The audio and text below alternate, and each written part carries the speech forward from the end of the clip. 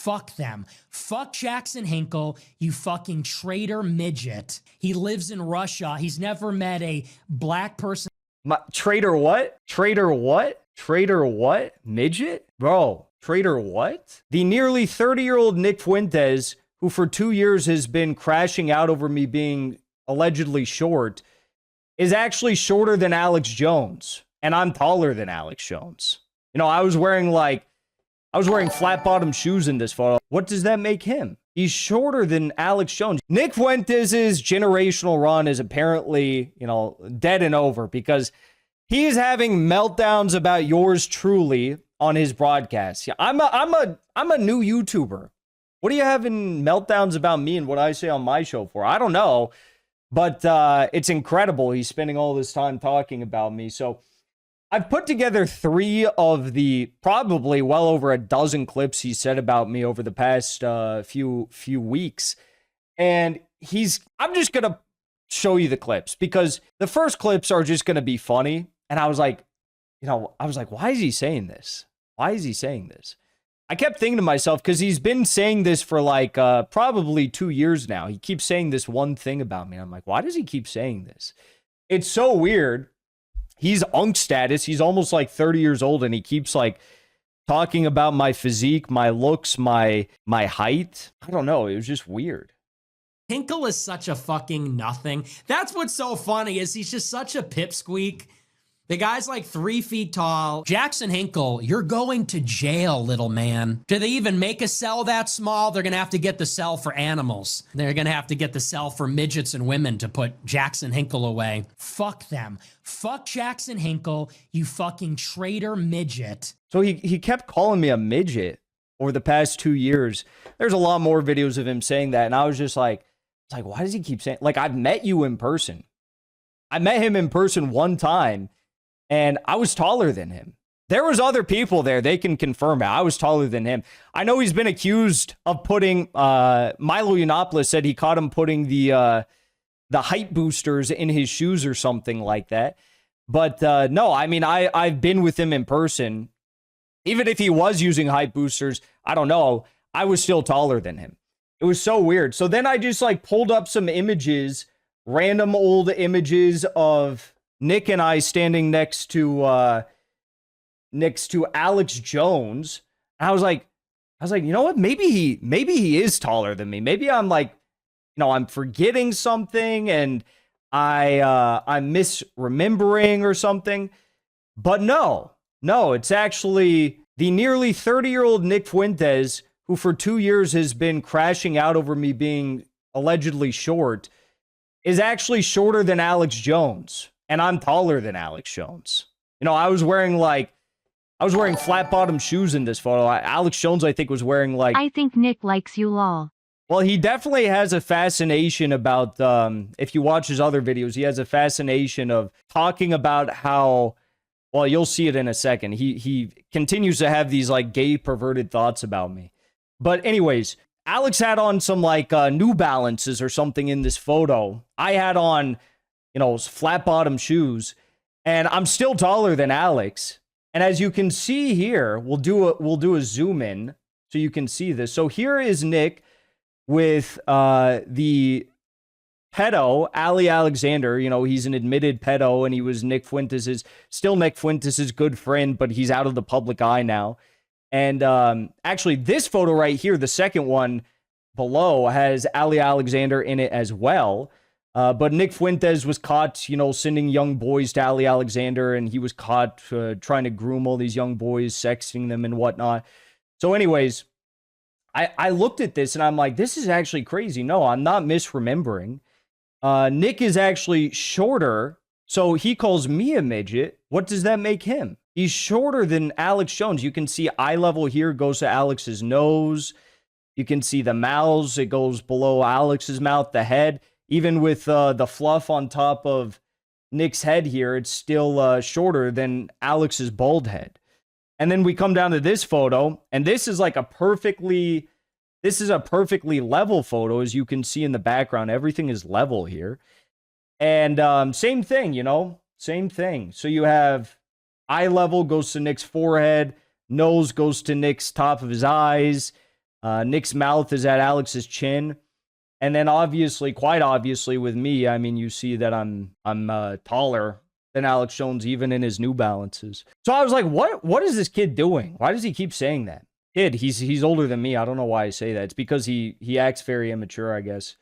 Anyways, I just thought that was funny. And anyways, so I'll show you the full meltdown and what he actually said in his broadcast. Like, okay, wait. Bro, what are we doing here, bro? What are we doing here? I'm a midget? What are we doing here? Okay, if I'm a midget, I'm not sitting here saying like I'm like a giant or I'm super tall or something like that. But what are we doing here? What is this? He's got that abuela phenotype. He's got that abuela phenotype. He's got the abuela maxing. He looks like a Mexican grandmother about to, serve me some arepas. Like, what are we doing here? We're talking about me being a midget. Let's be real here. Not the tallest guy in the world, but okay. So let's look at what he actually said.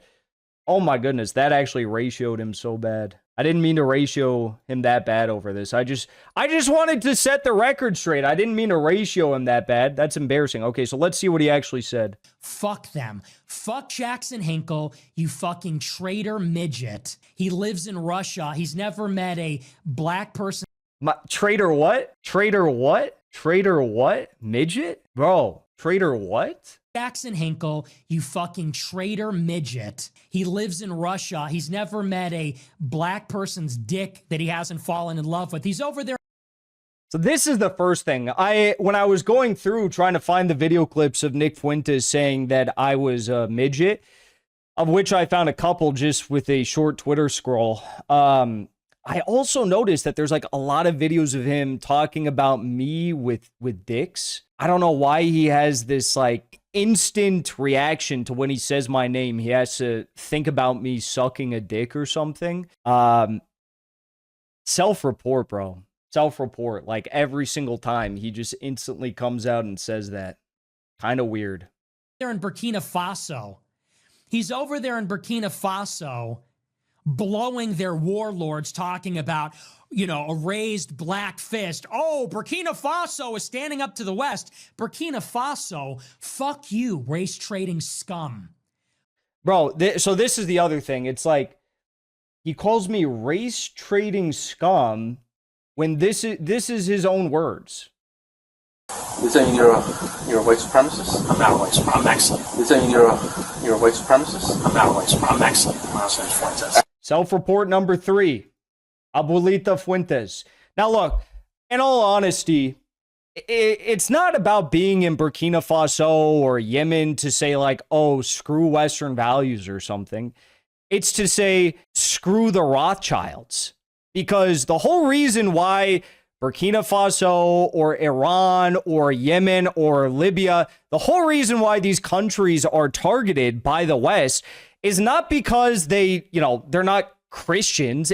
Actually, a lot of them are Christians in Burkina Faso, but it's not because they're not Christians. It's not because they don't have like a Western identity, cultural identity, or like belief in free speech. It's not because of any of that.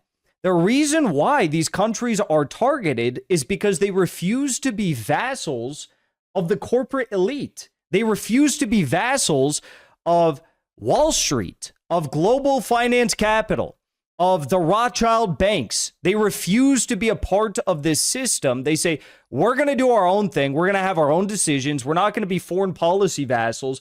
We're not going to do any of that. So actually, yeah, I mean, that is an objectively good thing. And as an American, it is America first to say, we oppose our government launching more attacks, more wars, more regime change attempts against countries that are pursuing an objectively good policy for their own citizens. Let's just not get involved in that. Let's not get involved in that.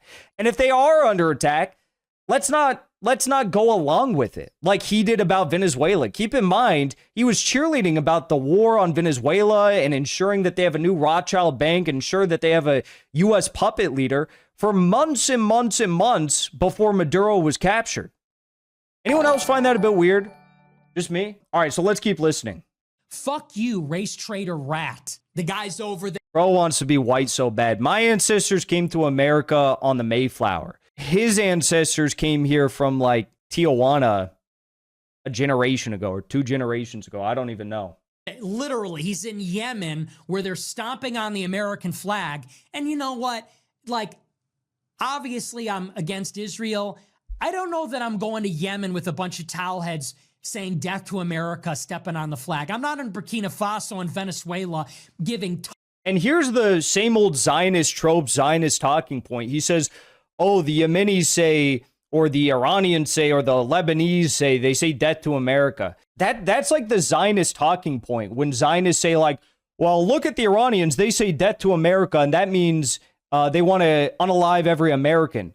Is that what it means? No, that's not what it means. I mean, I didn't know I had to explain the Mossad talking point to Nick Fuentes, but you obviously know what that means because a few years ago, Nick Fuentes was supporting, he was supporting every single government that was fighting against U.S. imperialism because he said, well, it's objectively good to support countries and entities that are fighting against the U.S. behemoth, the U.S. deep state, the imperialist state, which is not only not representative of our needs in America, but is actively, undercutting the future of what our country could be. So it's about the government. It's about the military. It's about Wall Street. It's not about Joe Schmo living in wherever in Ohio. That's not what it's about. But again, he's just pushing Mossad talking points here. Tongue service, giving a rim job to these third world pieces of shit that more sexual fantasies.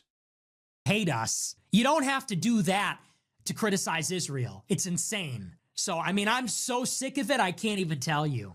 We have to draw a firm line where I'm not anti this, anti that. I'm pro-America. I'm not anti this. I'm not anti that. I'm pro-America. That's a good question. What is Nick pro? What is he supportive of? What does Nick Fuentes, can anyone tell me what Nick Fuentes actually supports? Because me, you can go to the American Communist Party website, you can see our agenda, you can see what things that we would propose, like canceling the debt, immediate reindustrialization of our country, public ownership of the banks, taking it away from the Rothschilds, for example, these sorts of things, right? Land reform. These are all things that we would support. Right? I'd immediately support like throwing George Soros and Hillary Clinton in prison. What does he actually support? That's a good question. Let's listen. I am pro-America. I am anti-mass migration. I'm anti-Israel. I'm anti-Burkina Faso. I'm anti-Russia. I'm anti-Emirates, Iran, Israel, Venezuela, Europe. I'm anti all of it. So Nick Fuentes says he's pro-America. I'm not anti anything. And then he lists out a string of countries that came to the top of his dome and said, I'm anti all these countries that I just thought of over the last 3 seconds. Again, what is he actually for? Seriously, sit back and think about it. What is Nick Fuentes actually for? Someone asked him that question once, and he said, well, I'm for all of my followers getting into, hiding their power level, getting into important positions, powerful positions in society, and then we take it over. And then what? It's like when Plankton steals the Krabby Patty formula and he's like, I never thought I'd actually get this far. I don't know what to do anymore. He doesn't have any sort of plan. He doesn't support anything. He's just like a virtue signaler who is entertaining, I guess you could say sometimes on the internet. He definitely puts forward far too many of these gay fantasies on his show for me to find it entertaining.